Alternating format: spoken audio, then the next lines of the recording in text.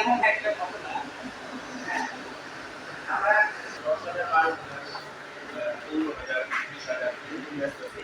কিন্তু বাজার করে যাই হোক আমরা আসলে বুঝি না, গ্যাসটা বুঝি না। এটা কিভাবে মেইনটেইন করতে হবে বিভিন্ন সমস্যা।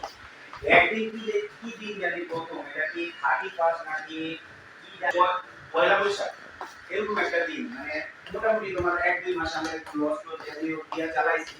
একটা দিন আর পয়লা বৈশাখ নাকি পয়লা বৈশাখ ১৪ই ফেব্রুয়ারি ১৪ই ফেব্রুয়ারি